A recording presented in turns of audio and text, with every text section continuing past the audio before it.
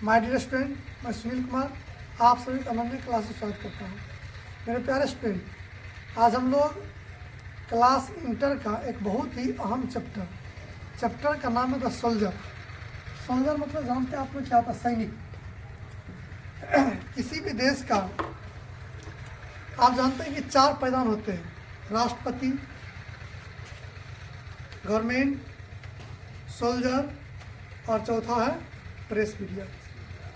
चौथा पैदान press media है, तीसरा पैदान आपको सोल्जर ही है। यानी किसी भी देश की रक्षा के लिए सोल्जर हमेशा तत्पर रहता है, इसलिए चैप्टर का नाम है सोल्जर। सोल्जर का मतलब सैनिक। और यहाँ पर जो कहानी है ये वैसे सोल्जर कहानी है जो इंग्लैंड का रहने वाला, ठीक है। और इनका जन्म हुआ था 1887 में, तो 1887 और 1915 में ये अल्लाह के प्यारे हो गए, ठीक है। और सैनिक जब बनते हैं तो बनने के बाद वो शपथ लेते हैं, जब शपथ लेते हैं कि हम कुछ भी करेंगे अपने देश के लिए, मर मिटेंगे। सिर कटा सकते हैं लेकिन सिर झुका सकते नहीं, हम अपनी आज़ादी को हर लिए मिटा सकते हैं। तो सैनिक का पहला कर्तव्य यही है कि वो अपने देश के लिए तत्पर रहता है। अब यहाँ पर देखिए, यह भी सैनिक है। यहाँ पर राइट सामने पॉइंट होता है सोल्जर। इन सोल्जर का नाम है रपर्ट ब्रूक। इस सोल्जर का नाम है रपर्ट ब्रूक, जिनका जन्म होता है 1887 में और 1915 में ये डेड कर जाते हैं। लिखा है कि the soldier has been written या कंपोज्ड बाय रपर्ट ब्रूक। यानी सोल्जर को रपर्ट ब्रूक ने कंपोज किया, मतलब लिखा है। It is a good sonnet that is full of patriotism. यह एक अच्छा सोनेट है। सोनेट मतलब समझ गए हो, कई प्रकार इसमें कई ऑब्जेक्टिव मिल रहा है आपको। एक सोनेट भी ऑब्जेक्टिव मिल गया, यानी 14 पंक्ति वाले कविता को सोनेट कहते हैं। 14 पंक्ति वाले कविता को सोनेट कहते हैं। और यह पेट्रोटिज्म है। पेट्रोटिज्म का मतलब होता है देशभक्ति। या पूरा कविता देशभक्ति से भरा हुआ है। ऐसे में कोई भी अगर सैनिक है तो वो अपने देश के लिए मर मिटता है। हियर द पोएट एक्सप्रेस, यहाँ पर कवि कहते हैं कि his feelings on his country. यहाँ पर उनका अनुभव अपने देश के प्रति है। यानी देश के प्रति क्या है कि he is a young warrior but he dislike quarrelling. वो एक युवा योद्धा है लेकिन वो झगड़ा करना नहीं चाहता, मतलब युद्ध करना नहीं चाहता है। योद्धा है लेकिन युद्ध करना नहीं चाहता। The poet is the हैंडसमेस्ट young man. कवि बहुत ही सुंदर युवा आदमी है। इन इंग्लैंड, कहाँ पर? इंग्लैंड में। ही इज ए सोल्जर, वह एक सैनिक है। And he goes in the war, और वो कहाँ जाते हैं? युद्ध में।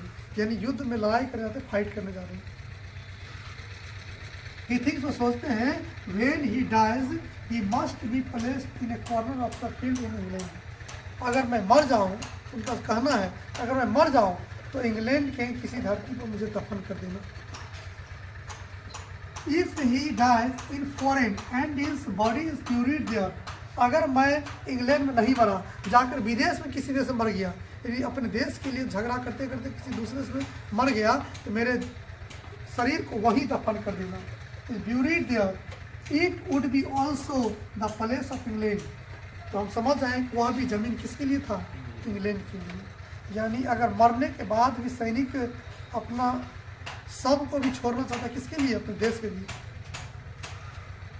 He thinks, तो सोचते हैं, so because his body of England, तो उसका शरीर बना किसके लिए? इंग्लैंड के लिए। Is there, he says that, वो कहते हैं कि his country has given him birth, made him mature and given love, rivers to wash, wells to move, blessing of the sun, fresh air to breathe etc।